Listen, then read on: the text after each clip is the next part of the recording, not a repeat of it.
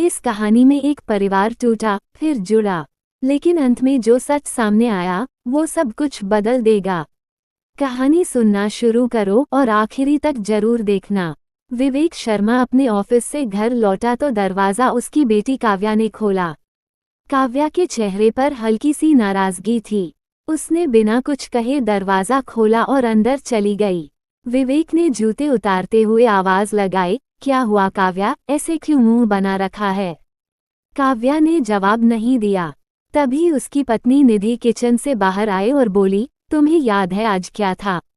विवेक ने माथे पर हाथ रखते हुए कहा, ओह, आज काव्या का डांस परफॉर्मेंस था। निधि ने ताना मारते हुए कहा, हाँ था, और तुम नहीं आए। विवेक ने सफाई देने की कोशिश की, मीटिंग थी बहुत जरूरी, मैं क्या करता। काव्या वहीं से बोल पड़ी, हर बार यही कहते हो पापा, आपको मेरे लिए टाइम ही नहीं है। विवेक चुप हो गया। उसे समझ नहीं आ रहा था क्या कहे। घर में पहले ऐसा माहौल नहीं था। कभी ये परिवार बहुत खुश रहता था, लेकिन पिछले कुछ सालों में सब बदल गया था।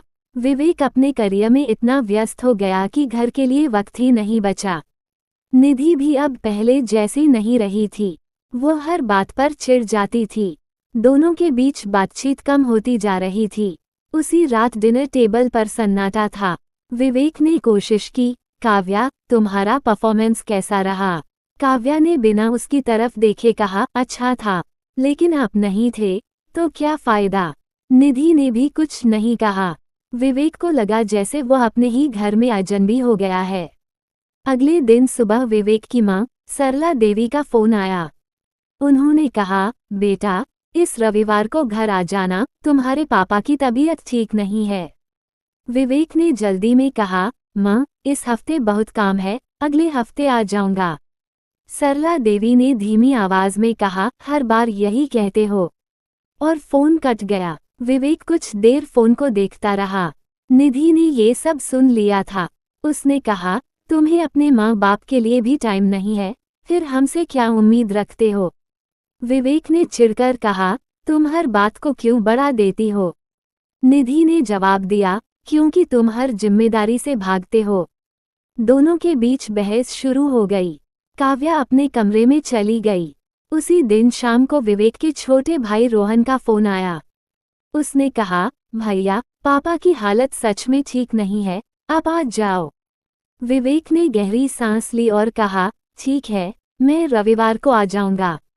रोहन ने कहा, इस बार सच में आ जाना, पापा आपका इंतजार करते रहते हैं। विवेक ने फोन रख दिया। रविवार को विवेक, निधि और काव्या गांव पहुंचे। सरला देवी ने दरवाजा खोला। उनकी आंखों में खुशी भी थी और शिकायत भी। उन्होंने काव्या को गले लगाया और कहा, तू कितनी बड़ी हो गई है। काव्या मुस्कुरा दी। विवेक अंदर गया और अपने पिता महेश शर्मा के पास बैठ गया। महेश शर्मा ने धीमी आवाज में कहा, आ गया तू? विवेक ने उनका हाथ पकड़ लिया। रोहन भी वहीं था। उसने हंसते हुए कहा, भैया, आपको तो शहर की हवा लग गई है, गांव याद ही नहीं आता। विवेक ने हल्की मुस्कान दी, लेकिन उसे अंदर से बुरा लग रहा था। शाम को सब लोग साथ बैठे थे। सरला देवी ने कहा, विवेक, अब तो तुम लोग यहीं आ जाया करो, हमें अच्छा लगेगा। विवेक ने कहा, माँ, नौकरी है, कैसे आऊं बार बार? रोहन ने बीच में कहा, भैया, कभी कभी तो आ सकते हो। विवेक ने चुप रहना ही बेहतर समझा। निधि को ये सब थोड़ा अजीब लग रहा था। उसने महसूस किया कि विवेक अपने परिवार से दूर हो गया है। रात को उसने विवेक से कहा, तुम्हें अपने घर वालों के साथ ज्यादा वक्त बिताना चाहिए। विवेक ने कहा, मैं कोशिश करता हूँ, लेकिन सब कुछ आसान नहीं होता। निधि ने कहा, कुछ भी आसान नहीं होता, लेकिन कोशिश तो करनी पड़ती है। अगले दिन सुबह महेश शर्मा की तबीयत अचानक बिगड़ गई। सब लोग घबरा गए। उन्हें तुरंत अस्पताल ले जाया गया। डॉक्टर ने कहा, इनकी हालत गंभीर है। विवेक के पैरों तले जमीन खिसक गई। उसने कभी सोचा नहीं था कि बात इतनी आगे बढ़ जाएगी। अस्पताल के बाहर बैठा विवेक सोच रहा था कि उसने अपने परिवार को कितना नजरअंदाज किया है।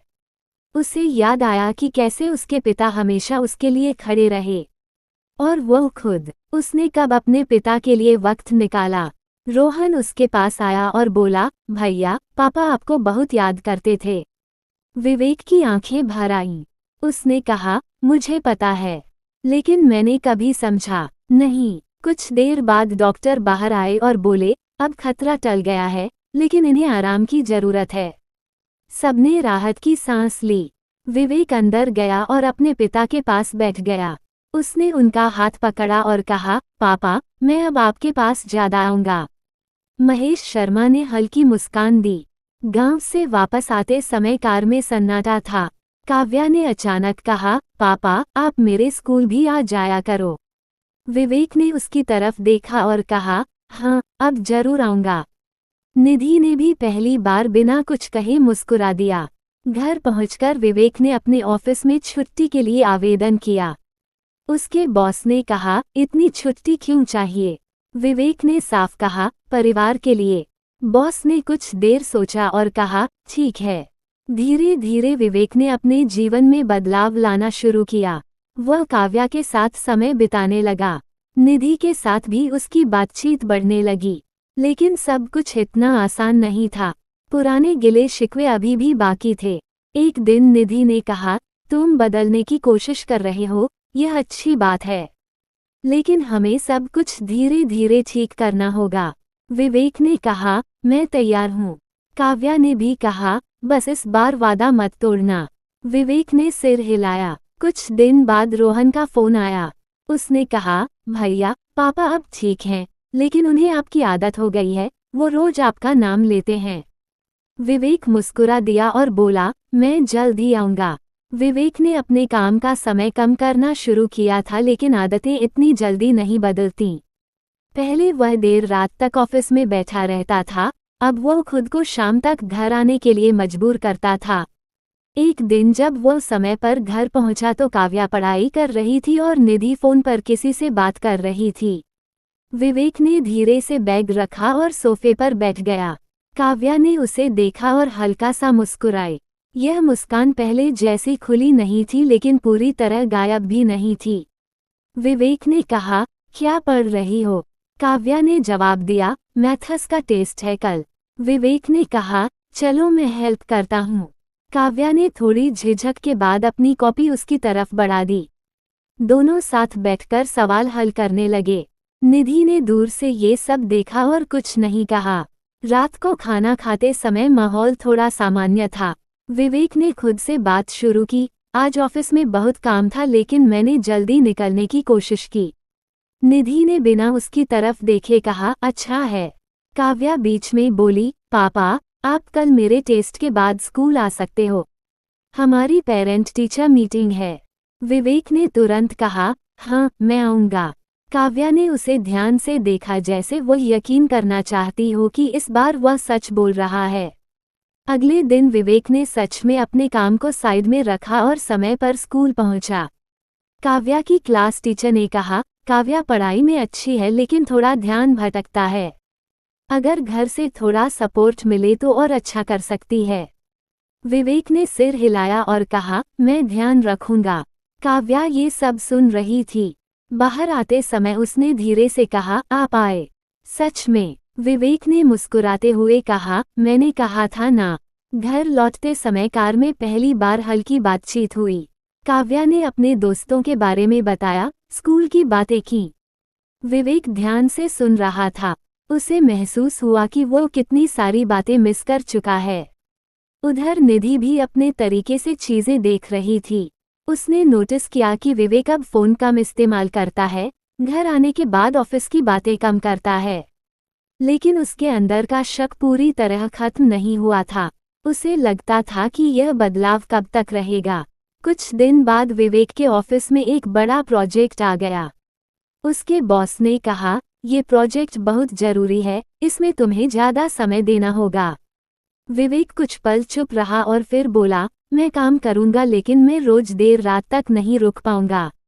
बॉस ने भौहें चढ़ाईं, पहले तो तुम खुद देर तक रुकते थे। विवेक ने साफ कहा, अब मेरी प्राथमिकताएं बदल गई हैं। बॉस ने थोड़ी नाराजगी दिखाई, लेकिन कुछ नहीं कहा। विवेक के इस फैसले का असर उसके काम पर भी पड़ा। कुछ लोग ऑफिस में उसके बारे में बातें करने लगे कि वो पहले जैसा डेडिकेटेड नहीं रहा।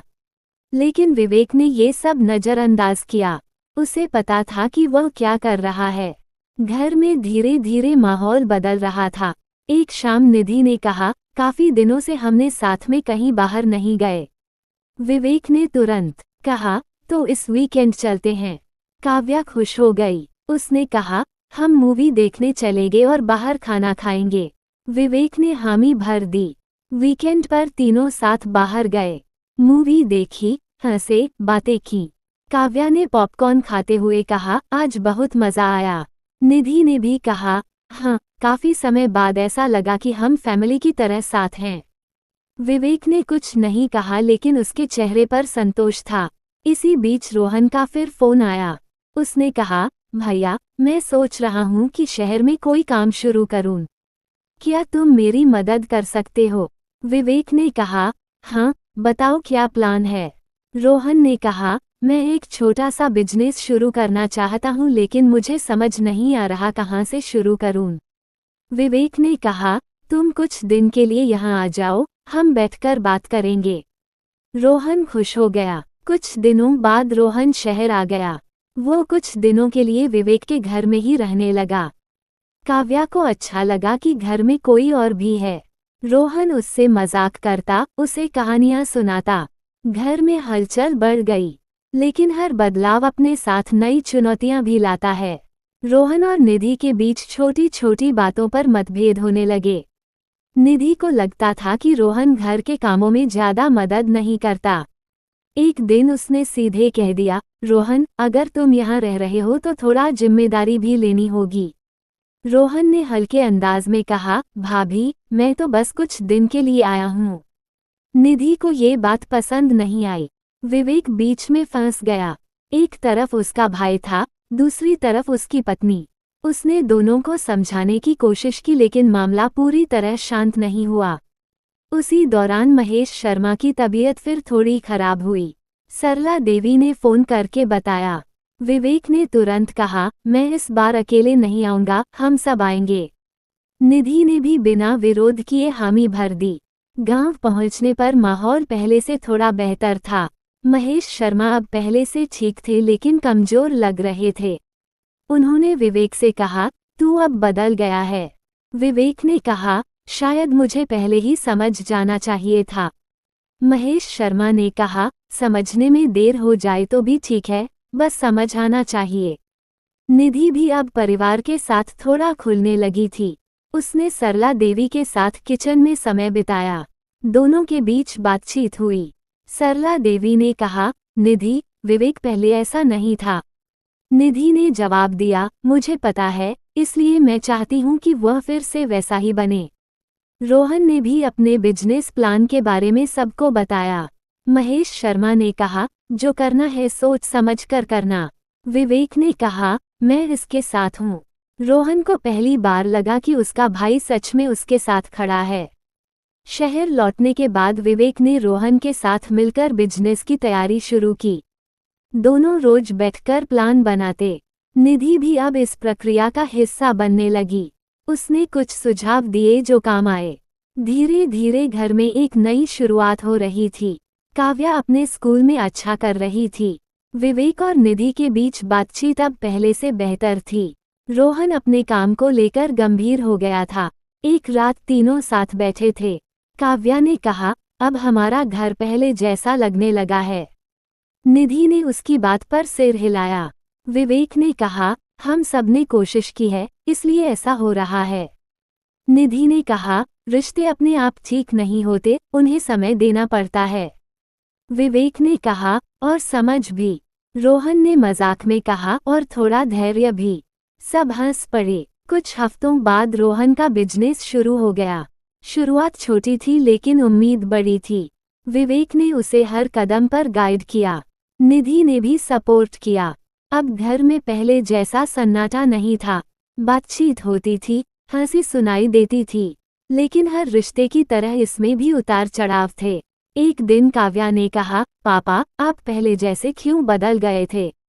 विवेक ने कुछ देर सोचा और कहा, कभी कभी इंसान अपनी जिम्मेदारियों में इतना उलझ जाता है कि उसे समझ नहीं आता कि वह क्या खो रहा है। काव्या ने कहा, अब आपको पता चल गया है ना? विवेक ने मुस्कुराकर कहा, हाँ। निधि ने उस बातचीत को सुना और उसे लगा कि शायद अब चीजें सच में बदल रही हैं।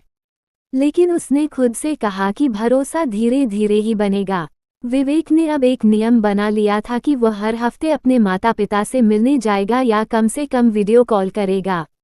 महेश शर्मा और सरला देवी भी अब खुश रहते थे। रोहन का बिजनेस धीरे धीरे आगे बढ़ रहा था। वह अब पहले से ज्यादा जिम्मेदार हो गया था। उसने एक दिन विवेक से कहा, भैया, अगर आप नहीं होते तो मैं ये सब नहीं कर पाता। विवेक ने कहा, हम परिवार हैं, एक दूसरे के लिए ही होते हैं। घर में अब रिश्तों का हिसाब धीरे धीरे बराबर हो रहा था। कोई किसी से आगे नहीं था, कोई पीछे नहीं था। सब अपनी अपनी जगह समझने लगे थे। विवेक के घर का माहौल अब पहले जैसा भारी नहीं रहता था। हर दिन में कुछ न कुछ ऐसा होता था जिससे सबके बीच बातचीत बनी रहती थी। सुबह नाश्ते की टेबल पर अब सिर्फ चुप्पी नहीं होती थी। काव्या अपने स्कूल की बातें बताती, निधि दिन भर के काम की प्लानिंग करती और विवेक बीच बीच में दोनों को सुनते हुए अपनी राय देता। ये सब धीरे धीरे बना था, अचानक नहीं। एक दिन सुबह काव्या ने कहा, पापा, हमारे स्कूल में एक कंपटीशन होने वाला है, मुझे उसमें हिस्सा लेना है। विवेक ने पूछा, किस तरह का कंपटीशन? काव्या ने बताया, स्पीच का है, मुझे स्टेज पर बोलना होगा। निधि ने कहा, तू तो कर लेगी, तुझे बोलना आता है। काव्या ने थोड़ा झिझकते हुए कहा, मुझे डर लग रहा है, अगर मैं भूल गई तो। विवेक ने उसकी तरफ देखते हुए कहा, डर लगे तो भी कोशिश करनी चाहिए, पहली बार में कोई परफेक्ट नहीं होता। काव्या ने धीरे से सिर हिलाया। उस दिन के बाद से काव्या रोज शाम को अपने स्पीच की प्रैक्टिस करने लगी। विवेक उसके सामने बैठकर सुनता और बीच बीच में उसे सुधारता। कभी कभी वह खुद भी उदाहरण देकर समझाता कि कैसे बोलना चाहिए। निधि भी बीच में जुड़ जाती और काव्या को कॉन्फिडेंस देती। तीनों के बीच यह एक नया जुड़ाव बन गया था। इसी बीच रोहन का बिजनेस थोड़ा स्थिर होने लगा था। उसने एक छोटी सी दुकान खोली थी और अब ग्राहक धीरे धीरे बढ़ रहे थे। वह रोज शाम को घर आता और दिन भर का हिसाब बताता। एक दिन उसने कहा, आज पहली बार मुनाफा हुआ है। काव्या ने खुशी से कहा, वाह चाचा, अब आप हमें ट्रीट दोगे? रोहन हंस पड़ा और बोला, जरूर दूंगा। निधि ने भी रोहन के काम में दिलचस्पी लेना शुरू कर दिया था। उसने कहा, अगर तुम थोड़ा सोशल मीडिया पर भी प्रमोशन करो तो और अच्छा रहेगा। रोहन ने पूछा, कैसे? निधि ने उसे विस्तार से समझाया। विवेक ने ये सब देखा और उसे अच्छा लगा कि अब सब एक दूसरे के काम में भी शामिल हो रहे हैं। लेकिन हर चीज इतनी सीधी नहीं थी। एक दिन विवेक ऑफिस में था जब उसके बॉस ने उसे बुलाया। उन्होंने कहा, तुम्हारे काम की क्वालिटी पहले जैसी नहीं रही है। विवेक ने शांत स्वर में कहा, मैं कोशिश कर रहा हूं कि सब कुछ बैलेंस कर सकूं। बॉस ने कहा, कंपनी को ऐसे लोगों की जरूरत होती है जो पूरी तरह काम पर फोकस करें। विवेक ने कुछ पल सोचा और कहा, मैं अपना काम ठीक से कर रहा हूं, लेकिन मैं अपनी फैमिली को नजरअंदाज नहीं कर सकता। बॉस ने कोई जवाब नहीं दिया, लेकिन उनके चेहरे से साफ था कि वह संतुष्ट नहीं है। उस दिन विवेक थोड़ा परेशान होकर घर लौटा। निधि ने पूछा, क्या हुआ? विवेक ने सारी बात बता दी। निधि ने कहा, तुमने जो किया वह गलत नहीं है, लेकिन तुम्हें अपने काम को भी उतना ही महत्व देना होगा। विवेक ने कहा, मैं दोनों को संभालना चाहता हूँ, लेकिन कभी कभी लगता है कि मैं किसी एक में कम पड़ जाता हूँ।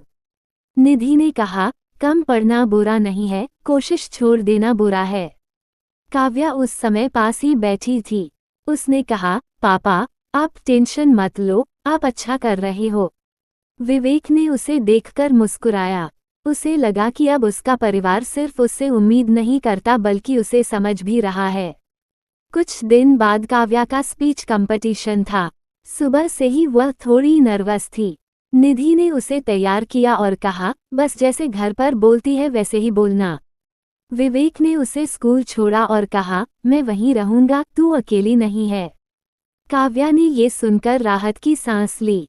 स्कूल में जब काव्या का नाम पुकारा गया तो वह स्टेज पर गई। शुरू में उसकी आवाज़ हल्की कांप रही थी, लेकिन कुछ ही देर में उसने खुद को संभाल लिया। उसने पूरा स्पीच बिना रुके पूरा किया। जब वह नीचे आई तो विवेक ने ताली बजाई और कहा, बहुत अच्छा किया। काव्या के चेहरे पर आत्मविश्वास था। घर लौटने के बाद सबने मिलकर जश्न मनाया। रोहन मिठाई लेकर आया। निधि ने कहा, आज की स्टार तो काव्या है। काव्या ने हंसते हुए कहा, थोड़ा सा क्रेडिट आप दोनों को भी जाता है। विवेक ने कहा, क्रेडिट पूरा तेरा है। इसी बीच सरला देवी का फोन आया। उन्होंने कहा, कब आ रहे हो सब? विवेक ने कहा, इस बार जल्दी आएंगे। निधि ने भी कहा, हाँ मान जी, इस बार हम ज्यादा दिन रुकेंगे। सरला देवी खुश हो गईं। गांव जाने की तैयारी शुरू हो गई। काव्या भी उत्साहित थी क्योंकि उसे अपने दादा दादी के साथ समय बिताना अच्छा लगता था। रोहन ने कहा, मैं भी चलूंगा। सबने मिलकर प्लान बनाया। गांव पहुंचने पर इस बार माहौल पहले से ज्यादा सहज था। महेश शर्मा अब काफी बेहतर थे। उन्होंने काव्या को देखकर कहा, तू तो अब बड़ी हो गई है। काव्या ने कहा, दादा, मैंने स्पीच कंपटीशन में हिस्सा लिया था। महेश शर्मा ने कहा, अच्छा, फिर तो तू बहुत आगे जाएगी। निधि और सरला देवी के बीच भी अब पहले जैसी दूरी नहीं रही थी। दोनों साथ बैठकर बातें करती, काम करती। विवेक ये सब देखकर संतुष्ट था। एक शाम सब लोग साथ बैठे थे। रोहन ने अपने बिजनेस के बारे में बताया कि वह इसे और बढ़ाना चाहता है। महेश शर्मा ने कहा, जो भी करना है सोच समझकर करना, जल्दीबाजी मत करना। विवेक ने कहा, हम सब साथ हैं, धीरे धीरे आगे बढ़ेंगे। उसी दौरान एक पुराना मुद्दा फिर सामने आया। सरला देवी ने कहा, विवेक, तू पहले क्यों इतना दूर हो गया था? ये सवाल सीधा था। विवेक कुछ पल चुप रहा और फिर बोला, शायद मैं खुद को साबित करने में इतना लगा रहा कि मैंने ये देखना ही छोड़ दिया कि मेरे अपने लोग मुझसे दूर हो रहे हैं। सरला देवी ने कहा, अब तू समझ गया है तो ठीक है। निधि ने भी यह बात सुनी। उसे लगा कि यह बातचीत जरूरी थी। कई बार पुराने सवालों का जवाब मिलना भी रिश्तों को मजबूत बनाता है। कुछ दिन गांव में बिताने के बाद सब वापस शहर लौट आए। इस बार वापसी के समय कोई भारीपन नहीं था। सबको पता था कि अब दूरी सिर्फ जगह की है, दिल की नहीं। शहर लौटने के बाद विवेक ने अपने काम को और बेहतर तरीके से व्यवस्थित करना शुरू किया। उसने अपने समय को इस तरह बांटना शुरू किया कि काम भी प्रभावित न हो और परिवार भी। यह आसान नहीं था, लेकिन वो लगातार कोशिश कर रहा था। रोहन का बिजनेस अब थोड़ा और बढ़ गया था। उसने एक कर्मचारी भी रख लिया था। निधि ने कहा, देखो, अब तुम सच में आगे बढ़ रहे हो। रोहन ने कहा, आप लोगों के बिना यह संभव नहीं था। काव्या भी अब पहले से ज्यादा आत्मविश्वासी हो गई थी। उसने स्कूल में और एक्टिविटी में हिस्सा लेना शुरू कर दिया था। एक दिन उसने कहा, मैं आगे जाकर एंकर बनना चाहती हूँ। विवेक ने कहा, तू जो चाहे कर सकती है। निधि ने कहा, बस मेहनत करती रह। घर में अब एक नई ऊर्जा थी, लेकिन इसके साथ ही एक नई जिम्मेदारी भी थी कि इस माहौल को बनाए रखा जाए। एक रात जब सब सोने की तैयारी कर रहे थे तो निधि ने विवेक से कहा, हमने काफी कुछ बदल लिया है, लेकिन हमें इसे बनाए रखना होगा। विवेक ने कहा, मैं जानता हूँ, और मैं अब इसे खोना नहीं चाहता। निधि ने कहा, तो फिर हमें हमेशा एक दूसरे से बात करते रहना होगा। विवेक ने सिर हिलाया। काव्या अपने कमरे में थी। उसने डायरी में लिखा कि अब उसका घर पहले जैसा लगने लगा है। उसने ये भी लिखा कि उसे अपने पापा पर अब फिर से भरोसा होने लगा है। रोहन ने अपने कमरे में बैठकर अपने अगले कदम के बारे में सोचा। वह जानता था कि अभी बहुत कुछ करना बाकी है, लेकिन अब उसे डर नहीं लग रहा था। विवेक ने रात को सोते समय एक बात महसूस की कि जिंदगी में सबसे मुश्किल काम है सही समय पर सही चीज को महत्व देना। उसने देर से सही, लेकिन ये सीख लिया था। शहर लौटने के बाद कुछ हफ्तों तक सब कुछ सामान्य चलता रहा, लेकिन धीरे धीरे नई जिम्मेदारियां अपने असर दिखाने लगीं। विवेक ने अपने काम और परिवार के बीच संतुलन बनाने की जो कोशिश शुरू की थी, वह अब असली परीक्षा में बदलने लगी थी। ऑफिस में नए प्रोजेक्ट की डेडलाइन करीब आ रही थी और दूसरी तरफ घर में भी कई चीजें उसकी मौजूदगी मांग रही थीं। एक सुबह नाश्ते की टेबल पर काव्या ने कहा, पापा, अगले महीने हमारे स्कूल में एनुअल फंक्शन है, मुझे उसमें भी हिस्सा लेना है। विवेक ने मुस्कुराते हुए कहा, इस बार तो मैं पूरा समय दूंगा, तुझे तैयार भी कराऊंगा और देखने भी आऊंगा। निधि ने हल्के अंदाज में कहा, बस इस बार वादा निभा देना। विवेक ने बिना हिचक के कहा, इस बार नहीं टूटेगा। रोहन भी अब अपने काम में व्यस्त रहने लगा था। उसकी दुकान पर ग्राहकों की संख्या बढ़ रही थी। वह सुबह जल्दी निकल जाता और देर शाम घर आता। एक दिन उसने कहा, भैया, मैं सोच रहा हूँ कि दुकान को थोड़ा बड़ा करूँ। विवेक ने पूछा, सोच समझकर कर रहे हो ना? रोहन ने कहा, हाँ, लेकिन थोड़ा रिस्क तो लेना पड़ेगा। निधि ने कहा, रिस्क लो लेकिन प्लानिंग के साथ। इसी बीच निधि ने भी अपने लिए कुछ करने का सोचा। उसने कहा, मैं भी कुछ काम शुरू करना चाहती हूँ, घर पर ही कुछ छोटा सा। विवेक ने कहा, तुम क्या करना चाहती हो? निधि ने जवाब दिया, मुझे कुकिंग का शौक है, मैं होममेड फूड का काम शुरू कर सकती हूँ। विवेक ने कहा, यह अच्छा आइडिया है। रोहन ने भी कहा, भाभी, मैं आपकी मदद करूँगा प्रमोशन में। घर में अब हर कोई अपने अपने काम में आगे बढ़ने की सोच रहा था, लेकिन इसके साथ ही समय की कमी भी महसूस होने लगी थी। पहले जो समय साथ में बिताया जाता था, वह अब थोड़ा कम होने लगा। एक शाम काव्या ने कहा, मम्मी, आप भी अब बिजी रहने लगी हो, पहले आप मेरे साथ ज्यादा समय बिताती थीं। निधि ने उसकी बात सुनी और कहा, मैं कोशिश करूंगी कि तुझे टाइम दूं, लेकिन मुझे भी कुछ करना है। काव्या चुप हो गई, लेकिन उसके चेहरे पर हल्की उदासी थी।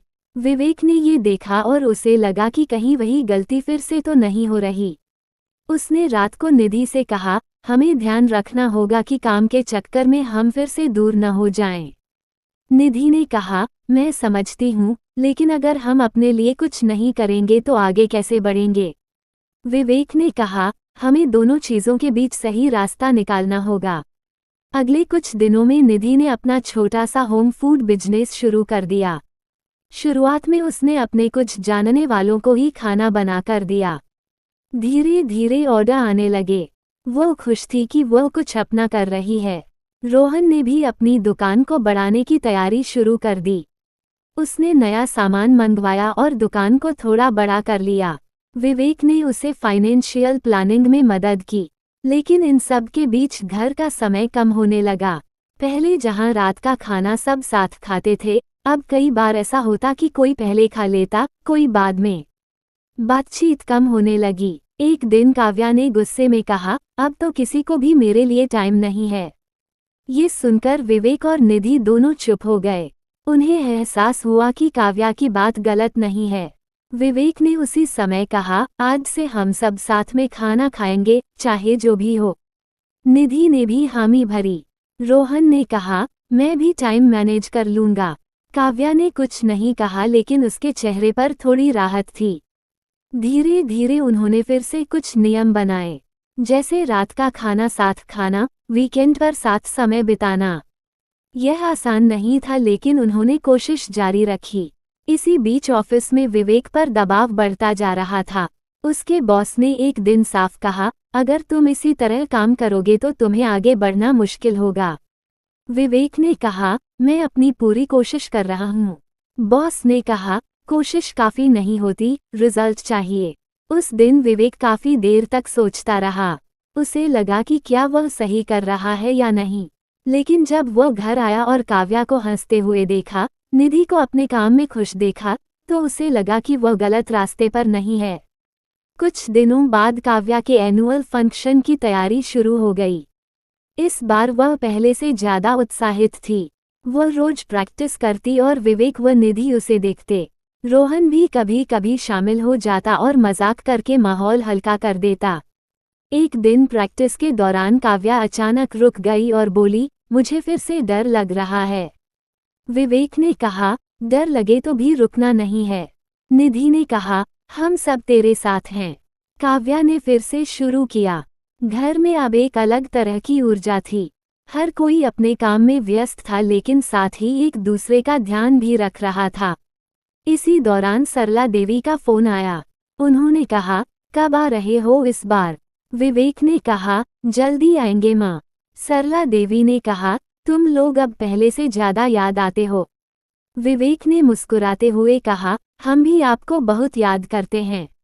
रोहन ने भी कहा, भैया मैं सोच रहा हूँ कि गांव में भी एक छोटा सा काम शुरू करूँ। विवेक ने कहा, यह अच्छा है, लेकिन पहले यहाँ का काम पूरी तरह संभाल लो। रोहन ने सिर हिलाया। समय के साथ सब कुछ थोड़ा थोड़ा आगे बढ़ रहा था, लेकिन अब सबसे बड़ी चुनौती थी इस सब को संभाल कर रखना। एक रात निधि ने कहा, हम सब अपने अपने काम में आगे बढ़ रहे हैं, लेकिन हमें यह नहीं भूलना चाहिए कि हम साथ क्यों हैं। विवेक ने कहा, हम साथ हैं क्योंकि हम एक परिवार हैं। काव्या ने भी कहा, और परिवार का मतलब है साथ रहना। रोहन ने हंसते हुए कहा, और कभी कभी लड़ना भी। सब हंस पड़े। अगले दिन काव्या का एनुअल फंक्शन था। इस बार विवेक ने ऑफिस से छुट्टी ले ली थी। निधि ने भी अपने ऑर्डर पहले ही पूरे कर लिए थे। रोहन ने दुकान जल्दी बंद कर दी। जब काव्या स्टेज पर गई तो इस बार वह पहले से ज्यादा आत्मविश्वास से भरी हुई थी। उसने अपना परफॉर्मेंस पूरा किया और जब नीचे आई तो तीनों ने खड़े होकर ताली बजाई। घर लौटते समय काव्या ने कहा, आज मुझे बिल्कुल डर नहीं लगा। विवेक ने कहा, क्योंकि तूने खुद पर भरोसा करना सीख लिया है। निधि ने कहा, और हमने तेरा साथ दिया। घर पहुंचकर सबने मिलकर खाना खाया। यह एक छोटा सा पल था लेकिन बहुत महत्वपूर्ण था।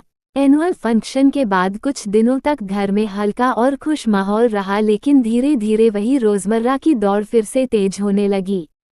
फर्क बस इतना था कि अब हर कोई अपने अपने काम में पहले से ज्यादा व्यस्त हो चुका था।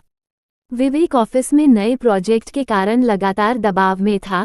निधि के होम फूड बिजनेस के ऑर्डर बढ़ गए थे और रोहन अपनी दुकान को आगे बढ़ाने में लगा हुआ था। काव्या भी अपनी पढ़ाई और एक्टिविटीज में व्यस्त रहने लगी थी, लेकिन उसके अंदर कहीं न कहीं एक खालीपन फिर से उभरने लगा था।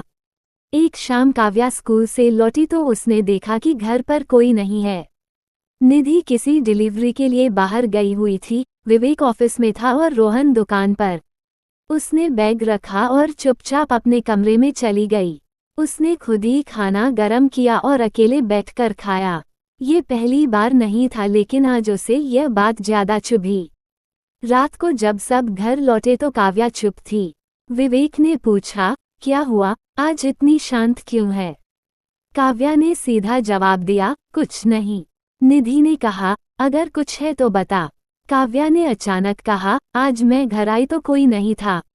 मुझे अच्छा नहीं लगा। निधि ने समझाने की कोशिश की, मैं काम से गई थी बेटा। काव्या ने कहा, मुझे पता है, लेकिन पहले ऐसा नहीं होता था। विवेक ने स्थिति को हल्का करने की कोशिश की, ऐसा कभी कभी हो जाता है। काव्या ने तुरंत कहा, अब तो बार बार होने लगा है। ये सुनकर माहौल थोड़ा भारी हो गया। निधि ने कहा, हम सब काम कर रहे हैं, तेरे लिए ही कर रहे हैं। काव्या ने धीरे लेकिन साफ आवाज में कहा, मुझे चीजें नहीं चाहिए, मुझे आप लोग चाहिए। ये बात सीधे दिल पर लगी। विवेक चुप हो गया। निधि भी कुछ नहीं बोली। रोहन ने माहौल संभालने की कोशिश की, लेकिन बात वहीं रह गई। अगले दिन सुबह भी काव्या ज्यादा बात नहीं कर रही थी। उसने नाश्ता किया और बिना कुछ कहे स्कूल चली गई। निधि ने विवेक से कहा, हमें ये संभालना होगा, वरना वही गलती फिर से हो जाएगी। विवेक ने कहा, मैं समझता हूँ, लेकिन हम सब कुछ छोड़ भी नहीं सकते। निधि ने कहा, छोड़ने की बात नहीं है, बैलेंस बनाने की बात है। उसी दिन शाम को निधि को एक बड़ा ऑर्डर मिला। वो खुश थी लेकिन साथ ही परेशान भी कि उसे देर तक काम करना पड़ेगा। उसने विवेक से कहा, आज मुझे देर हो जाएगी। विवेक ने कहा, ठीक है, मैं काव्या के साथ रहूंगा। लेकिन उसी समय विवेक के ऑफिस से कॉल आ गया कि उसे तुरंत एक मीटिंग में शामिल होना होगा। विवेक ने फोन काटकर कहा, मुझे ऑफिस जाना पड़ेगा। निधि ने कहा, लेकिन काव्या। विवेक ने कहा, मैं जल्दी लौटने की कोशिश करूंगा। निधि ने थोड़ा नाराज होकर कहा, हर बार यही होता है। विवेक ने भी थोड़ा चिढ़कर कहा, तो मैं क्या करूं, काम छोड़ दूं? बात बढ़ने लगी। काव्या ये सब सुन रही थी। उसने धीरे से कहा, आप लोग लड़ो मत, मैं संभाल लूंगी।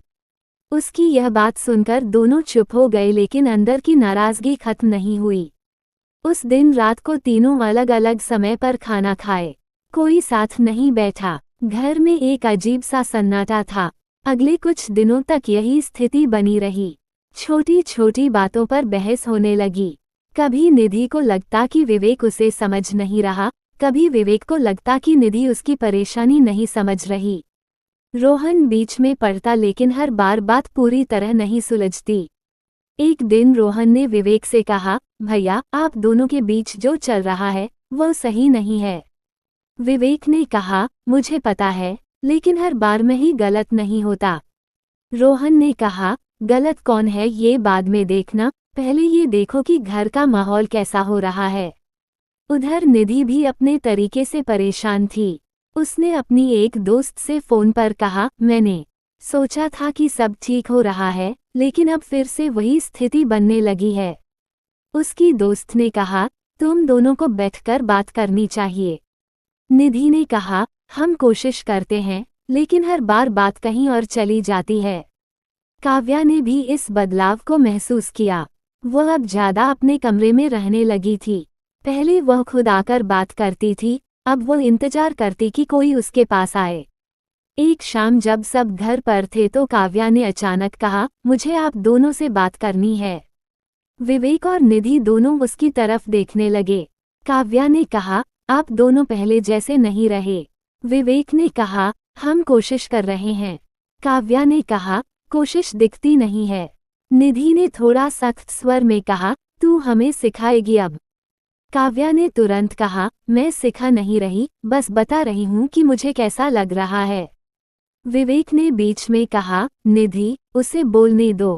काव्या ने कहा, पहले हम सब साथ बैठते थे, बातें करते थे। अब हर कोई अपने काम में लगा रहता है। अगर आप लोग फिर से वैसे नहीं हो सकते तो कम से कम कोशिश तो करो। ये सुनकर दोनों चुप हो गए। उस रात विवेक और निधि के बीच लंबी बात हुई। निधि ने कहा, मुझे लगता है कि हम फिर से वही गलती कर रहे हैं। विवेक ने कहा, मैं भी यही सोच रहा था। निधि ने कहा, हमें अपने काम को इस तरह मैनेज करना होगा कि घर प्रभावित न हो। विवेक ने कहा, हमें कुछ नियम फिर से तय करने होंगे। अगले दिन से उन्होंने कुछ बदलाव करने शुरू किए। निधि ने अपने ऑर्डर लिमिट कर दिए ताकि वह समय पर घर आ सके। विवेक ने ऑफिस में कुछ काम डेलीगेट करना शुरू किया। रोहन ने भी अपनी टाइमिंग एडजस्ट की। धीरे धीरे माहौल फिर से थोड़ा सामान्य होने लगा। काव्या ने भी यह बदलाव नोटिस किया। एक दिन उसने कहा, अब थोड़ा अच्छा लग रहा है। विवेक ने कहा, हम सीख रहे हैं। निधि ने कहा, और सीखते रहेंगे। लेकिन इस बार सबको ये समझ आ गया था कि रिश्तों को बनाए रखना एक बार का काम नहीं है, ये लगातार चलने वाली प्रक्रिया है। अगर ध्यान हटेगा तो दूरी फिर से आ सकती है। एक रात जब सब साथ बैठे थे तो रोहन ने कहा, हम सब बदल रहे हैं, लेकिन हमें ये याद रखना होगा कि हम क्यों साथ हैं। विवेक ने कहा, ताकि हम एक दूसरे का सहारा बन सकें। निधि ने कहा, और एक दूसरे को समझ सकें। काव्या ने कहा, और साथ रह सकें। घर में फिर से बातचीत शुरू हो गई थी, लेकिन इस बार सब थोड़े सतर्क भी थे। उन्हें पता था कि अगर उन्होंने ध्यान नहीं रखा तो चीजें फिर से बिगड़ सकती हैं। घर का माहौल ऊपर से सामान्य दिख रहा था, लेकिन अंदर ही अंदर तनाव पूरी तरह खत्म नहीं हुआ था। हर कोई अब थोड़ा संभल कर बोलता था, थोड़ा सोचकर प्रतिक्रिया देता था, लेकिन कई बार दबा हुआ गुस्सा अचानक बाहर आ जाता था। यही बात एक दिन बड़ी लड़ाई में बदल गई। उस दिन सुबह से ही सबका दिन ठीक नहीं चल रहा था। विवेक को ऑफिस में लगातार कॉल आ रहे थे। एक बड़ा क्लाइंट नाराज था और उसकी वजह से पूरा प्रोजेक्ट खतरे में था। निधि के 2 ऑर्डर कैंसिल हो गए थे, जिससे उसका पूरा प्लान बिगड़ गया। रोहन की दुकान पर भी एक सप्लायर के साथ बहस हो गई थी। काव्या स्कूल से लौटी तो उसका मूड भी ठीक नहीं था, क्योंकि उसके टेस्ट में नंबर उम्मीद से कम आए थे। शाम को जब सब घर पर थे तो माहौल पहले से ही भारी था। काव्या ने बैग रखा और बिना कुछ कहे अपने कमरे में चली गई। निधि किचन में थी और काम करते करते खुद से बड़बड़ा रही थी। विवेक फोन पर बात करते हुए इधर उधर घूम रहा था। रोहन चुपचाप बैठा था। कुछ देर बाद विवेक ने फोन रखा और गहरी सांस ली। निधि ने तुरंत कहा, हर वक्त फोन में लगे रहते हो, घर में भी चैन नहीं है। विवेक ने थके हुए स्वर में कहा, काम है, क्या करूं? निधि ने कहा, काम ही सब कुछ नहीं होता। विवेक ने कहा, ये बात तुम मुझे सिखाओगी? निधि को ये बात चुभ गई। निधि ने आवाज थोड़ी तेज करते हुए कहा, मैं सिखा नहीं रही, बस याद दिला रही हूँ कि तुम पहले क्या भूल चुके हो। विवेक का सब्र टूटने लगा। उसने कहा, मैं अब वही गलती नहीं कर रहा, लेकिन तुम हर बात में मुझे ही गलत साबित करने लगती हो। रोहन ने बीच में कहा, भैया शांत हो जाओ। लेकिन इस बार कोई शांत होने के मूड में नहीं था। उसी समय काव्या अपने कमरे से बाहर आई। उसने कहा, आप लोग फिर से शुरू हो गए। विवेक ने कहा, तू बीच में मत बोल। काव्या को ये बात बुरी लगी। उसने कहा, मुझे क्यों नहीं बोलना चाहिए, यह मेरा भी घर है। निधि ने काव्या का साथ देते हुए कहा, वह सही कह रही है। विवेक ने कहा, तुम दोनों हमेशा एक ही साइड लेती हो। निधि ने तुरंत जवाब दिया, क्योंकि कई बार तुम गलत होते हो। अब बात सीधे टकराव में बदल चुकी थी। विवेक ने गुस्से में कहा, अगर मैं इतना ही गलत हूं तो तुम खुद ही सब संभाल लो। निधि ने कहा, मैं संभाल ही रही हूं, तभी तो घर चल रहा है। ये सुनकर विवेक और भड़क गया। रोहन ने फिर से कोशिश की, भाभी, भैया, बात को इतना मत बढ़ाओ। लेकिन इस बार दोनों ने उसकी बात अनसुनी कर दी। काव्या की आंखों में आंसू आ गए। उसने कहा, आप लोग समझ क्यों नहीं रहे कि यह सब मुझे कितना बुरा लग रहा है? विवेक ने थोड़ा नर्म पड़ते हुए कहा, हम बस बात कर रहे हैं। काव्या ने कहा, ये बात नहीं है, ये लड़ाई है। निधि ने भी महसूस किया कि बात ज्यादा बढ़ गई है, लेकिन अब वह भी पीछे हटने के मूड में नहीं थी। उसने कहा, तुम हमेशा अपनी बात को सही साबित करने में लगे रहते हो। विवेक ने कहा, क्योंकि मुझे अपनी जिम्मेदारियां पता हैं। निधि ने कहा, जिम्मेदारी सिर्फ पैसे कमाना नहीं होती। ये सुनकर विवेक कुछ पल के लिए चुप हो गया, लेकिन फिर उसने कहा, और जिम्मेदारी सिर्फ घर चलाना भी नहीं होती, बाहर की दुनिया भी होती है। दोनों की आवाज अब काफी तेज हो चुकी थी। काव्या ने जोर से कहा, बस करो आप लोग। उसकी आवाज में गुस्सा और दर्द दोनों थे। सब एक पल के लिए चुप हो गए।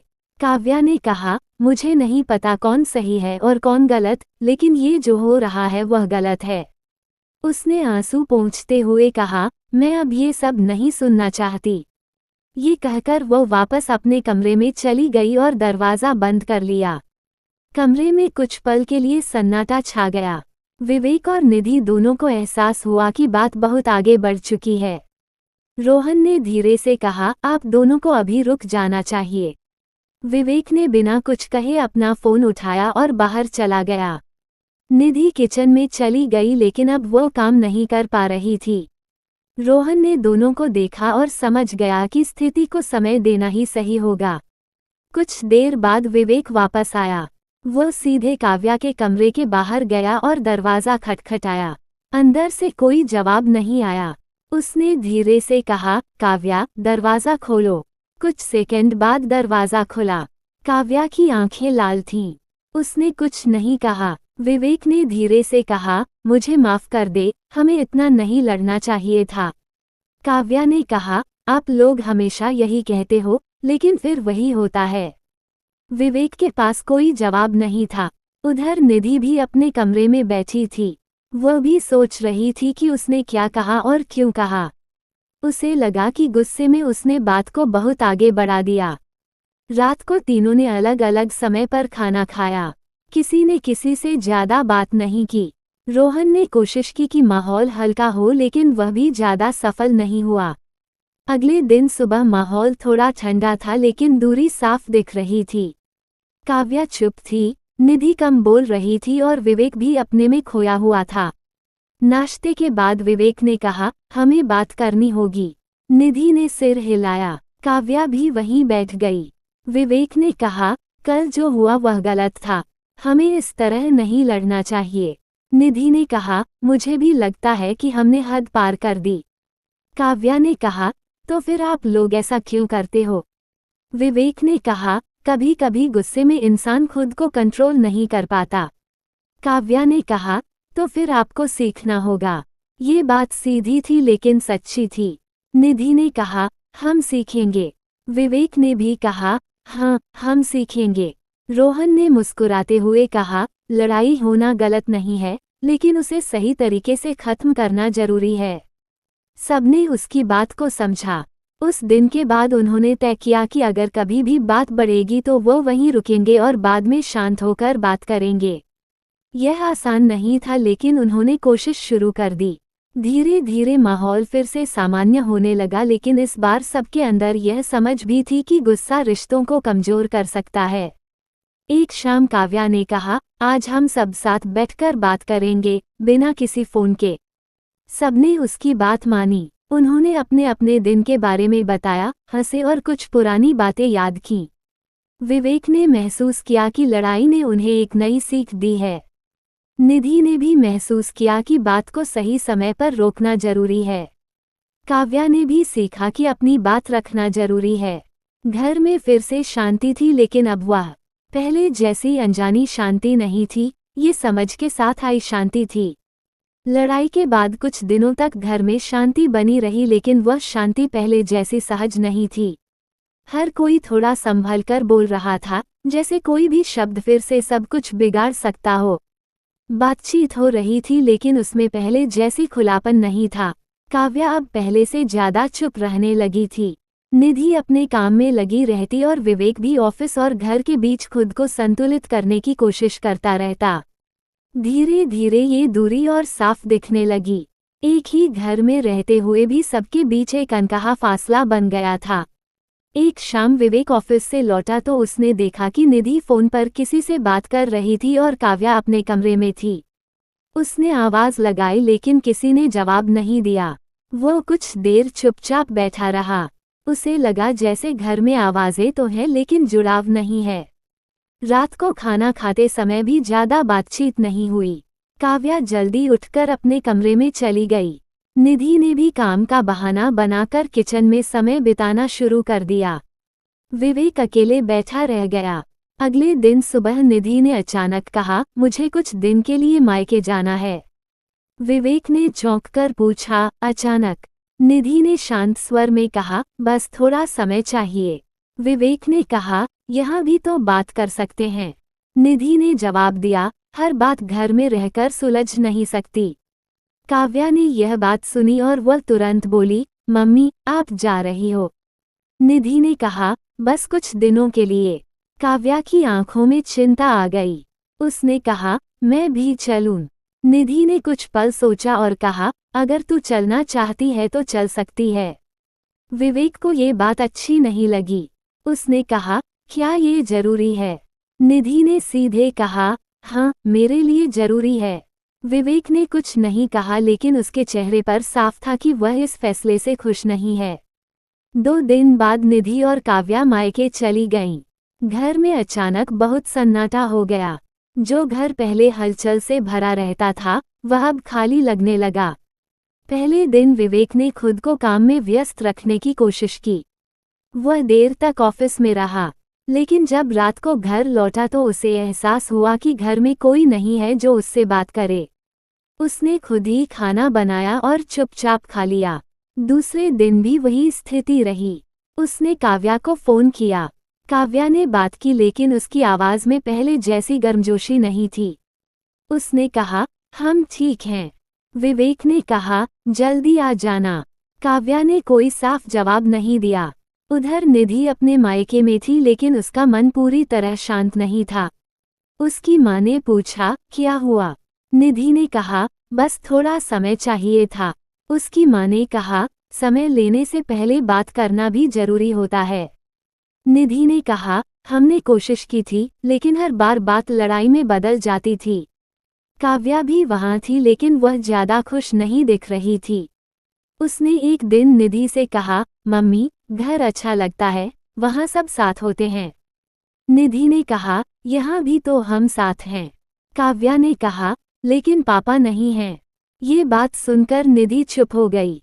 उसे एहसास हुआ कि ये दूरी सिर्फ उसके और विवेक के बीच नहीं है, इसका असर काव्या पर भी पड़ रहा है। उधर शहर में विवेक के साथ रोहन था, लेकिन रोहन भी अपने काम में व्यस्त रहता था। एक रात रोहन ने कहा, भैया, भाभी और काव्या कब तक वापस आएंगी? विवेक ने कहा, पता नहीं। रोहन ने कहा, आपने बात की उनसे? विवेक ने कहा, की थी, लेकिन उन्होंने साफ कुछ नहीं कहा।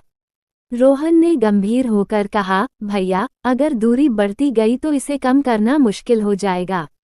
विवेक ने कहा, मैं समझता हूँ, लेकिन मैं उन्हें मजबूर नहीं कर सकता। दिन बीतते गए, घर में अकेलापन बढ़ता गया। विवेक को अब हर छोटी चीज की कमी महसूस होने लगी। काव्या की आवाज, निधि की बातें, सब कुछ। एक दिन उसने अचानक फैसला किया और निधि को फोन किया। उसने कहा, हमें मिलकर बात करनी चाहिए। निधि ने कुछ देर चुप रहने के बाद कहा, ठीक है। अगले दिन विवेक मायके पहुंचा। काव्या उसे देखकर खुश हुई, लेकिन उसने खुद को ज्यादा जाहिर नहीं किया। निधि सामने आई, दोनों कुछ पल चुप रहे। विवेक ने कहा, हमें इस तरह दूर नहीं रहना चाहिए। निधि ने कहा, मैं भी यही सोच रही थी, लेकिन हमें समझना होगा कि समस्या क्या है। विवेक ने कहा, समस्या यह है कि हम दोनों अपनी अपनी तरफ से सही होने की कोशिश करते हैं। निधि ने कहा, और एक दूसरे को समझने की कोशिश कम करते हैं। काव्या पास ही बैठी थी। उसने कहा, आप लोग वापस चलो ना। उसकी आवाज में मासूमियत थी। विवेक ने कहा, मैं चाहता हूं कि हम वापस चलें, लेकिन इस बार बिना कुछ बदले नहीं। निधि ने कहा, मैं भी यही चाहती हूं। दोनों के बीच लंबी बातचीत हुई।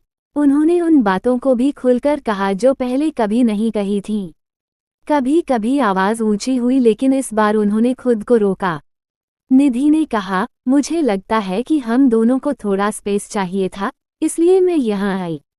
विवेक ने कहा, मुझे भी अब समझ में आ रहा है। काव्या ने बीच में कहा, अब सब ठीक हो जाएगा ना? दोनों ने उसकी तरफ देखा और कहा, हम कोशिश करेंगे। अगले दिन निधि और काव्या वापस घर लौट आईं। घर में फिर से हलचल आ गई, लेकिन इस बार सब कुछ थोड़ा अलग था। हर कोई ज्यादा जागरूक था। विवेक ने महसूस किया कि दूरी ने उसे बहुत कुछ सिखाया है। निधि ने भी समझा कि भागने से समस्या खत्म नहीं होती, उसे सुलझाना पड़ता है। रोहन ने उन्हें वापस देखकर कहा, अब घर पूरा लग रहा है। काव्या ने मुस्कुराते हुए कहा, अब कोई कहीं नहीं जाएगा। धीरे धीरे घर का माहौल फिर से सामान्य होने लगा, लेकिन इस बार सबके अंदर यह समझ थी कि दूरी कितनी खतरनाक हो सकती है। निधि और काव्या के वापस आने के बाद घर में फिर से हलचल लौट आई थी, लेकिन अब हर कोई पहले से ज्यादा सावधान था। बातें होती थीं, हंसी भी आती थी, लेकिन हर कोई इस बात का ध्यान रखता था कि कोई बात फिर से विवाद में न बदल जाए। कुछ समय तक सब ठीक चला, लेकिन जिंदगी हमेशा एक ही धर्रे पर नहीं चलती। एक सुबह जब सब अपने अपने काम में लगे थे, तभी रोहन को अचानक चक्कर आया। वह दुकान के लिए निकलने ही वाला था कि उसे दीवार पकड़नी पड़ी। निधि ने तुरंत देखा और पूछा, क्या हुआ? रोहन ने हल्के में लेने की कोशिश की, कुछ नहीं, बस थोड़ा सिर घूम गया। विवेक ने कहा, तू बैठ जा, मैं पानी लाता हूँ। रोहन बैठ गया, लेकिन उसका चेहरा थोड़ा पीला लग रहा था। काव्या भी पास आ गई। उसने कहा, चाचा, आप ठीक हो? रोहन ने मुस्कुराकर कहा, हाँ, बस थोड़ी कमजोरी है। विवेक ने गंभीर होकर कहा, ऐसे मजाक मत कर, डॉक्टर को दिखाना पड़ेगा। रोहन ने कहा, इतनी सी बात के लिए डॉक्टर? निधि ने सख्ती से कहा, हाँ, दिखाना पड़ेगा। कुछ देर बाद वे रोहन को लेकर डॉक्टर के पास गए। डॉक्टर ने जांच की और कुछ टेस्ट लिख दिए। उन्होंने कहा, रिपोर्ट आने के बाद ही साफ पता चलेगा, लेकिन अभी आराम जरूरी है। रोहन को पहली बार थोड़ा डर लगा, लेकिन उसने कुछ कहा नहीं। घर लौटने के बाद रोहन को आराम करने के लिए कहा गया। वो हमेशा एक्टिव रहने वाला इंसान था, इसलिए उसे बिस्तर पर रहना अजीब लग रहा था। उसने कहा, मैं ठीक हूँ, दुकान जाना है। विवेक ने साफ कहा, अभी तू कहीं नहीं जाएगा। 2 दिन बाद रिपोर्ट आई। डॉक्टर ने बताया कि रोहन को एक गंभीर इन्फेक्शन है जो काफी समय से धीरे धीरे बढ़ रहा था। उन्होंने कहा, अगर समय पर ध्यान नहीं दिया जाता तो यह और बढ़ सकता था। ये सुनकर सबके चेहरे बदल गए। रोहन ने हल्के अंदाज में कहा, तो अब क्या करना होगा? डॉक्टर ने कहा, इलाज होगा और कुछ समय तक पूरी तरह आराम करना होगा। ये सुनकर रोहन चुप हो गया। घर लौटते समय कार में सन्नाटा था। विवेक गाड़ी चला रहा था और उसके दिमाग में कई बातें चल रही थीं। निधि भी सोच में थी। काव्या ने धीरे से कहा, चाचा ठीक हो जाएंगे ना? विवेक ने कहा, हाँ, हम सब हैं ना। घर पहुंचने के बाद रोहन को कमरे में आराम करने के लिए कहा गया। अब घर की दिनचर्या पूरी तरह बदल गई। पहले जहां रोहन घर का सबसे एक्टिव सदस्य था, अब वह बिस्तर पर था। निधि ने उसकी देखभाल की जिम्मेदारी अपने ऊपर ले ली। वो समय पर दवा देती, खाना बनाती और उसका ध्यान रखती। काव्या भी स्कूल से आने के बाद उसके पास बैठती और उससे बातें करती। विवेक पर अब एक नई जिम्मेदारी आ गई थी। उसे ऑफिस के साथ साथ रोहन के बिजनेस को भी संभालना पड़ रहा था। वह सुबह दुकान जाता, फिर ऑफिस जाता और शाम को वापस घर आता। कुछ दिनों तक सब ठीक चला, लेकिन धीरे धीरे दबाव बढ़ने लगा। विवेक थकने लगा था। निधि भी लगातार काम और देखभाल के कारण परेशान होने लगी थी। एक दिन रोहन ने कहा, भैया तुम इतना सब मत संभालो, दुकान कुछ दिन बंद कर देते हैं। विवेक ने कहा, नहीं, सब ठीक चल रहा है। लेकिन अंदर से वह जानता था कि यह आसान नहीं है। निधि ने भी एक दिन कहा, मैं अपने ऑर्डर कम कर रही हूँ, अभी रोहन की देखभाल ज़्यादा जरूरी है। विवेक ने कहा, तुम्हें अपना काम बंद करने की जरूरत नहीं है। निधि ने कहा, जरूरत है, अभी परिवार ज़्यादा जरूरी है। काव्या ने भी यह बदलाव महसूस किया। उसने कहा, अब सब पहले से ज़्यादा थके हुए लगते हैं। रोहन ने मुस्कुराकर कहा, बस कुछ दिन की बात है। लेकिन ये कुछ दिन आसान नहीं थे। रोहन की तबीयत कभी ठीक लगती, कभी अचानक बिगड़ जाती। एक रात उसे तेज बुखार आ गया। निधि और विवेक दोनों घबरा गए। उन्होंने तुरंत डॉक्टर को फोन किया। डॉक्टर ने कहा, घबराने की जरूरत नहीं है, लेकिन ध्यान रखना होगा। उस रात कोई ठीक से सो नहीं पाया। काव्या भी जागती रही। अगले दिन रोहन थोड़ा बेहतर महसूस कर रहा था, लेकिन उसने कहा, मुझे अच्छा नहीं लग रहा कि मैं सबके लिए परेशानी बन गया हूँ। विवेक ने तुरंत कहा, ऐसी बात मत सोच, हम परिवार हैं। निधि ने भी कहा, आज तू है, कल कोई और हो सकता है। रोहन की बीमारी ने घर के हर सदस्य को प्रभावित किया था। लेकिन इसके साथ ही एक चीज और हुई थी, सबके बीच जुड़ाव और मजबूत हो गया था। काव्या ने एक दिन कहा, जब चाचा ठीक हो जाएंगे तब हम सब साथ कहीं घूमेंगे। रोहन ने कहा, पक्का। धीरे धीरे इलाज का असर दिखने लगा। रोहन की तबीयत में सुधार आने लगा। वह अब थोड़ा उठकर बैठने लगा था। उसने कहा, अब मैं ठीक हो जाऊंगा। विवेक ने राहत की सांस ली। निधि के चेहरे पर भी सुकून था। काव्या ने कहा, अब घर फिर से पहले जैसा हो जाएगा। लेकिन इस बीमारी ने सबको एक नई सीख दी थी। उन्हें समझ आ गया था कि जिंदगी में कब क्या बदल जाए, कोई नहीं जानता। इसलिए हर पल को संभाल कर जीना जरूरी है। एक शाम जब सब साथ बैठे थे तो विवेक ने कहा, हमने बहुत कुछ देखा है पिछले कुछ महीनों में। निधि ने कहा, और हर बार कुछ नया सीखा है। रोहन ने कहा, इस बार मैंने सीखा कि हेल्थ सबसे जरूरी है। काव्या ने कहा, और परिवार भी। सब हंस पड़े, लेकिन उनके अंदर यह बात गहराई से बैठ चुकी थी। रोहन की तबीयत अब पहले से काफी बेहतर थी। वह धीरे धीरे अपनी सामान्य दिनचर्या में लौटने लगा था, लेकिन अभी भी उसे पूरी तरह ठीक होने में समय लगना था। घर में भी राहत का माहौल था। सभी को लग रहा था कि अब मुश्किल समय पीछे छूट गया है और चीजें फिर से सही दिशा में जा रही हैं। विवेक ने रोहन से कहा, तू अभी भी आराम से काम कर, ज्यादा जल्दी मत कर। रोहन ने कहा, हाँ भैया, अब समझ आ गया है कि शरीर को नजरअंदाज करना कितना भारी पड़ सकता है। निधि ने भी कहा, हम सब साथ हैं, जल्दी करने की जरूरत नहीं है। कुछ दिनों बाद रोहन ने फिर से दुकान संभालनी शुरू कर दी। विवेक ने उसका साथ दिया, लेकिन अब वह अकेले सब कुछ संभालने के बजाय जिम्मेदारियां बांटने लगा था। निधि भी अपने काम में धीरे धीरे वापस लौट रही थी। एक दिन रोहन दुकान पर था जब एक ग्राहक आया। उसने सामान लिया और पैसे देने में बहस करने लगा। रोहन ने शांत रहकर समझाने की कोशिश की, लेकिन वो व्यक्ति बार बार ऊंची आवाज में बात कर रहा था। बात इतनी बढ़ गई कि आसपास के लोग भी देखने लगे। रोहन ने खुद को संभालते हुए कहा, आप आराम से बात कीजिए, जो सही है वही होगा। लेकिन वह आदमी और गुस्से में आ गया। उसने कहा, तुम लोग हमेशा ग्राहकों को बेवकूफ बनाते हो।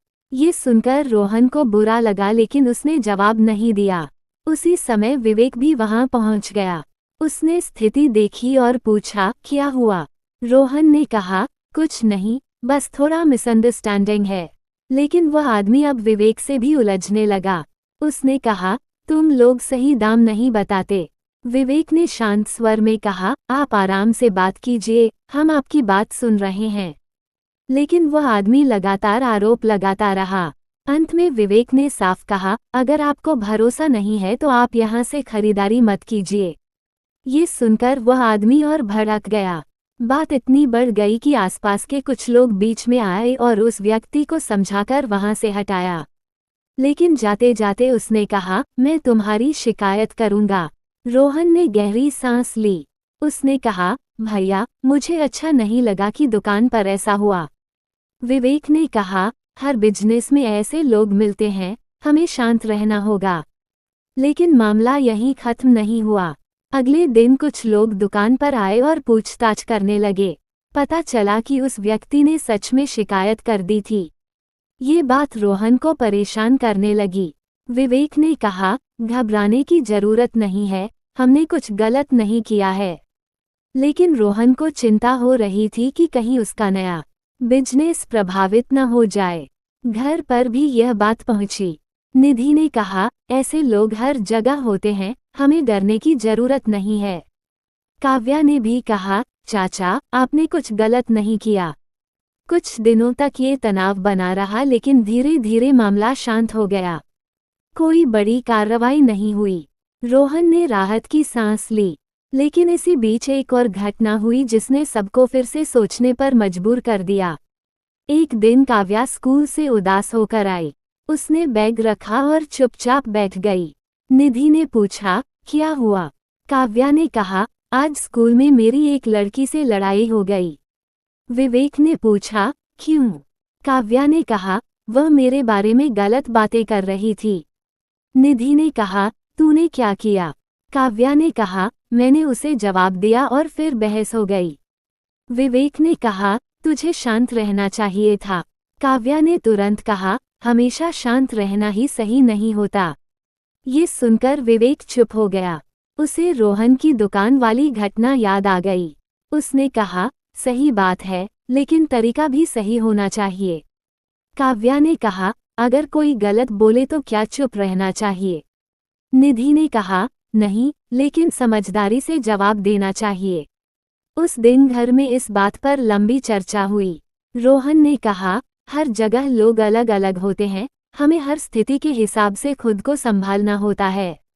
कुछ दिन बाद काव्या की उस लड़की से फिर बात हुई और इस बार दोनों ने आपस में बात करके मामला सुलझा लिया।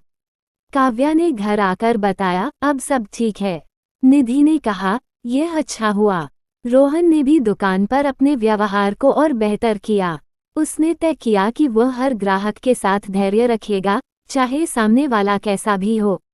विवेक ने भी महसूस किया कि जिंदगी में हर दिन नई चुनौतियां आती हैं।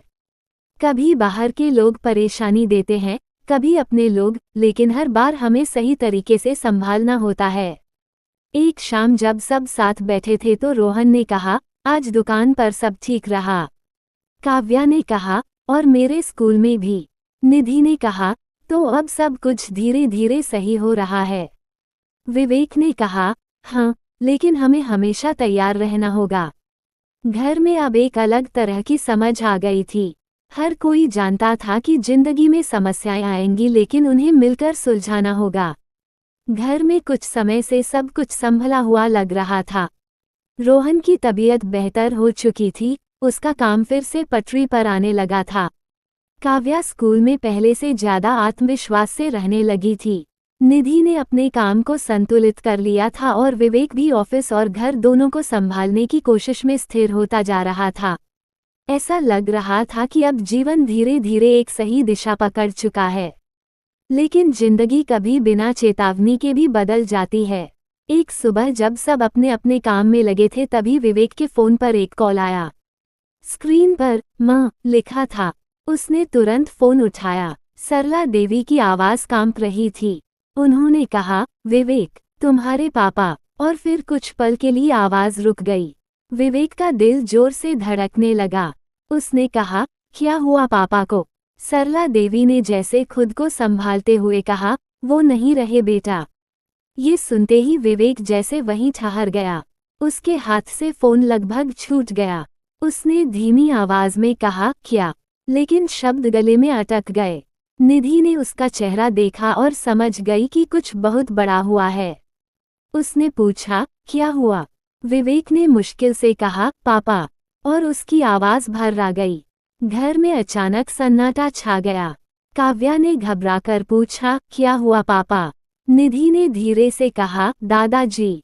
और उसकी बात अधूरी रह गई। कुछ ही मिनटों में सबने खुद को संभाला और तुरंत गांव जाने की तैयारी शुरू की। रास्ते भर कोई कुछ नहीं बोला। कार में बस खामोशी थी और हर किसी के मन में अलग अलग ख्याल चल रहे थे। गांव पहुंचते ही माहौल ने सब कुछ साफ कर दिया। घर के बाहर लोग खड़े थे। अंदर से रोने की आवाजें आ रही थीं। विवेक ने जैसे ही अंदर कदम रखा, उसकी नज़र अपने पिता पर पड़ी। वह शांत लेटे हुए थे। विवेक कुछ पल वहीं खड़ा रह गया। उसे विश्वास नहीं हो रहा था कि जो इंसान हमेशा उसके साथ था, वह अब नहीं है। वह धीरे धीरे आगे बढ़ा और उनके पास बैठ गया। उसने उनका हाथ पकड़ा, लेकिन अब उसमें कोई हलचल नहीं थी।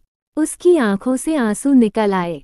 उसने धीमी आवाज में कहा, पापा। लेकिन कोई जवाब नहीं आया। सरला देवी पास में बैठी थीं। उनका रो रोकर बुरा हाल था। उन्होंने विवेक को देखा और कहा, तू आ गया बेटा। विवेक ने उन्हें गले लगा लिया।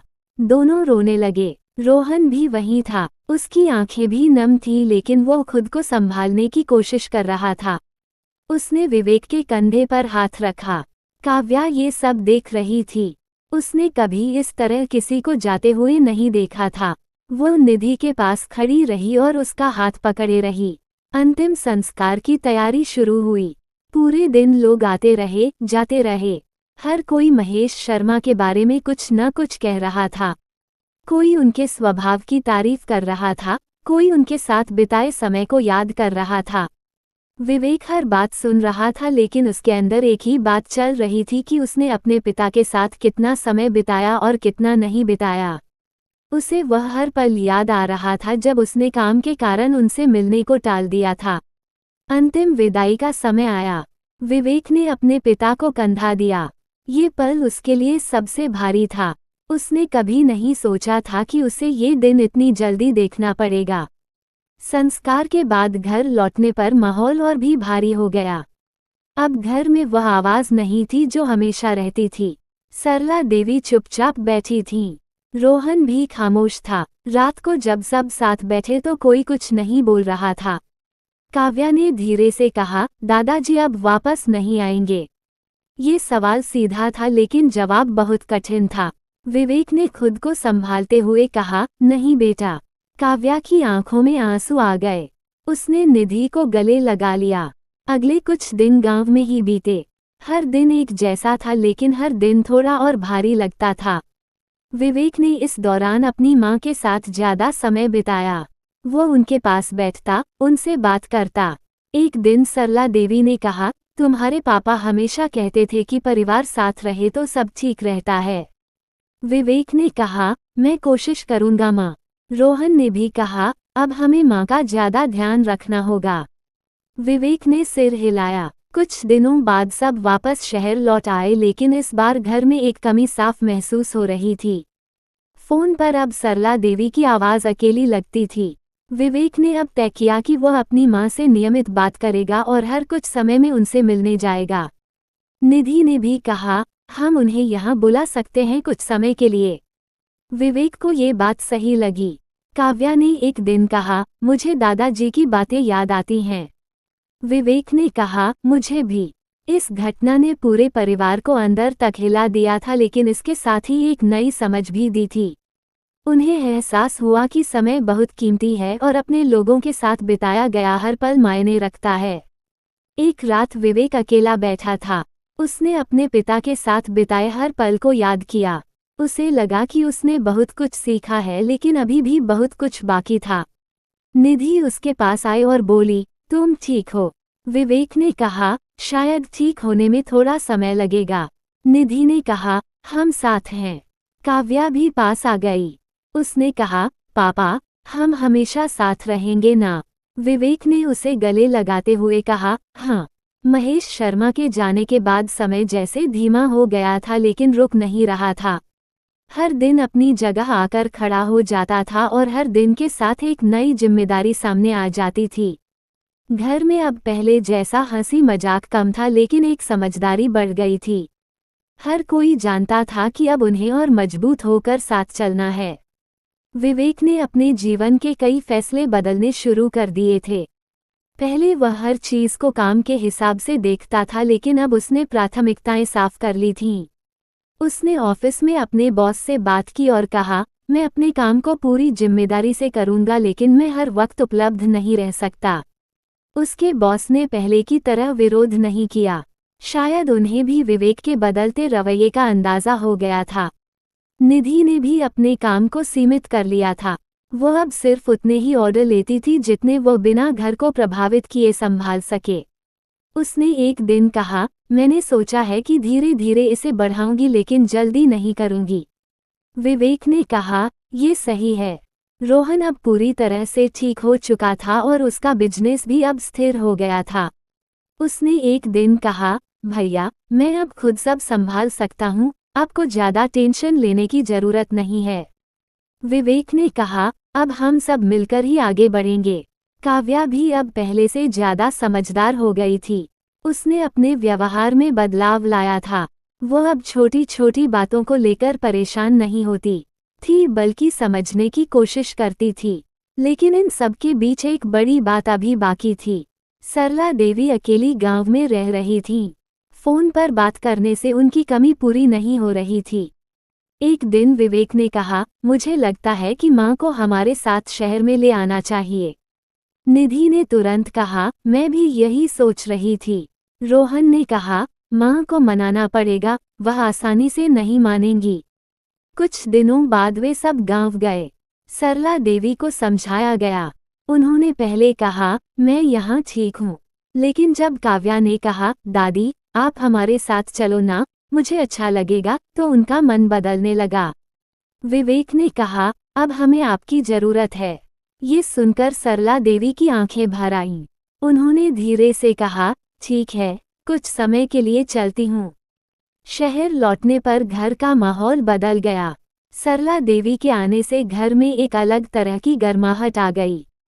काव्या उनके साथ समय बिताती, उनकी कहानियां सुनती। निधि भी उनके साथ घुलने मिलने लगी। एक शाम सब साथ बैठे थे। सरला देवी ने कहा, अब घर पूरा लग रहा है। विवेक ने मुस्कुराकर कहा, अब सच में पूरा है। धीरे धीरे सब कुछ एक नई दिशा में आगे बढ़ने लगा। अब हर फैसला मिलकर लिया जाता था। कोई भी अकेले कुछ तय नहीं करता था। रोहन ने एक दिन कहा, मैं सोच रहा हूँ कि अपने बिजनेस को और बढ़ाऊं, लेकिन इस बार धीरे धीरे। विवेक ने कहा, हम सब साथ हैं, तू आगे बढ़। निधि ने भी कहा, मैं अपने काम को ऑनलाइन ले जाना चाहती हूँ, लेकिन पहले पूरी तैयारी करूँगी। विवेक ने कहा, यह अच्छा कदम होगा। काव्या ने भी अपने भविष्य के बारे में सोचना शुरू कर दिया था। उसने कहा, मैं आगे जाकर मीडिया में जाना चाहती हूँ। सरला देवी ने कहा, जो करना है दिल से करना। समय के साथ घर में एक स्थिरता आ गई थी। अब झगड़े कम होते थे और अगर होते भी थे तो जल्दी सुलझ जाते थे। हर कोई एक दूसरे की बात सुनने लगा था। एक रात विवेक ने सबको साथ बैठाकर कहा, हमने पिछले कुछ समय में बहुत कुछ देखा है। लड़ाई, दूरी, बीमारी और अब। वो रुक गया। सरला देवी ने उसकी बात पूरी करते हुए कहा, और खोना भी। कुछ पल के लिए सब चुप हो गए। फिर विवेक ने कहा, लेकिन हमने हर बार एक चीज को पकड़े रखा, वह है साथ। निधि ने कहा, अगर हम साथ नहीं होते तो शायद ये सब संभालना मुश्किल होता। रोहन ने कहा, अब हमें यही साथ बनाए रखना है। काव्या ने कहा, और कभी इसे टूटने नहीं देना है। सरला देवी ने सबकी तरफ देखकर कहा, परिवार का मतलब यही होता है। अब घर में पहले जैसी हलचल वापस आ गई थी, लेकिन इस बार वह ज्यादा स्थिर थी। हर किसी को अपनी जगह और अपनी जिम्मेदारी समझ में आ गई थी। विवेक ने अपने अंदर एक शांति महसूस की। उसे लगा कि अब वह सही रास्ते पर है। उसने अपने पिता की बात याद की कि परिवार साथ रहे तो सब ठीक रहता है। निधि ने भी अपने अंदर का डर छोड़ दिया था। उसे अब भरोसा था कि वह अकेली नहीं है। रोहन ने भी खुद को मजबूत महसूस किया। काव्या ने भी अपने घर को फिर से पूरा महसूस किया। समय अब एक स्थिर रफ्तार से चल रहा था। घर में अब पहले जैसी उथल पुथल नहीं थी। हर कोई अपनी जिम्मेदारियों को समझ चुका था और सबसे जरूरी बात ये थी कि अब कोई भी अपने रिश्तों को हल्के में नहीं ले रहा था। महेश शर्मा की कमी अब भी महसूस होती थी, लेकिन उनकी बातों ने जैसे पूरे परिवार को एक दिशा दे दी थी। सरला देवी अब शहर के जीवन में ढलने लगी थीं।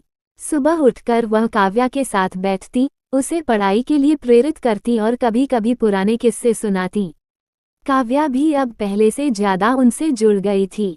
वह स्कूल से आकर सबसे पहले दादी के पास जाती और दिन भर की बातें बताती। निधि ने अपने काम को व्यवस्थित कर लिया था। उसने धीरे धीरे अपने होम फूड बिजनेस को ऑनलाइन ले जाना शुरू कर दिया। अब उसके पास सीमित लेकिन नियमित ऑर्डर आने लगे थे। उसने एक दिन कहा, अब मैं अपने काम को इस तरह बढ़ाऊंगी कि घर पर असर न पड़े। विवेक ने मुस्कुराकर कहा, अब तुम हर चीज सोच समझकर करती हो। रोहन का बिजनेस भी अब अच्छे स्तर पर पहुंच चुका था।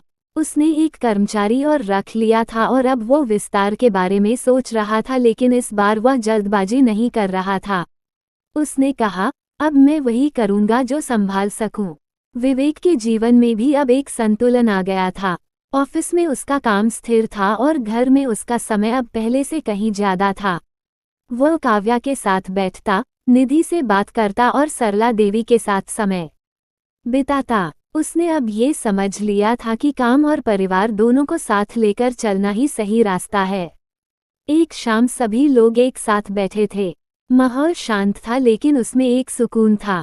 काव्या ने कहा, अब हमारा घर पहले से ज्यादा अच्छा लगने लगा है। सरला देवी ने कहा, क्योंकि अब तुम सब एक दूसरे को समझने लगे हो। विवेक ने कहा, हमने बहुत कुछ खोया है लेकिन उससे ज्यादा सीखा है। निधि ने कहा, और अब हमें इसे बनाए रखना है। रोहन ने कहा, अब हम पीछे नहीं जाएंगे। सबने एक दूसरे की तरफ देखा और एक हल्की सी मुस्कान आई। कुछ समय और बीत गया। जीवन अब अपनी रफ्तार में था, लेकिन इस बार सब तैयार थे हर परिस्थिति के लिए। एक दिन सुबह विवेक ऑफिस जाने की तैयारी कर रहा था। तभी उसका फोन बजा। स्क्रीन पर एक अनजान नंबर था। उसने फोन उठाया। दूसरी तरफ से आवाज आई, क्या मैं विवेक शर्मा से बात कर रहा हूँ? विवेक ने कहा, हाँ, बोल रहा हूँ। आवाज थोड़ी गंभीर थी। उसने कहा, हमें आपसे एक जरूरी बात करनी है। यह आपके परिवार से जुड़ी है। विवेक का चेहरा बदल गया। उसने कहा, कौन बोल रहे हैं? दूसरी तरफ से कुछ सेकंड तक खामोशी रही, फिर धीरे से जवाब आया, आपको सच जानने का समय आ गया है। विवेक के हाथ में फोन था, लेकिन उसकी पकड़ ढीली पड़ने लगी। उसकी आंखों में सवाल थे और दिमाग में अनगिनत शक। उधर घर के अंदर काव्या दादी के साथ बैठी थी, निधि किचन में थी और रोहन दुकान जाने की तैयारी कर रहा था। लेकिन किसी को नहीं पता था कि अगले ही पल सब कुछ फिर से बदलने वाला है। इस कहानी में अभी के लिए इतना ही। अगर इस कहानी ने आपको छुआ है तो एक लाइक जरूर करें और कमेंट में बताओ, आपके हिसाब से उस फोन कॉल के पीछे क्या सच हो सकता है। ऐसी ही दिल को छू लेने वाली कहानियों के लिए चैनल को सब्सक्राइब करना मत भूलना, क्योंकि अगली कहानी इससे भी ज़्यादा शॉकिंग होने वाली है।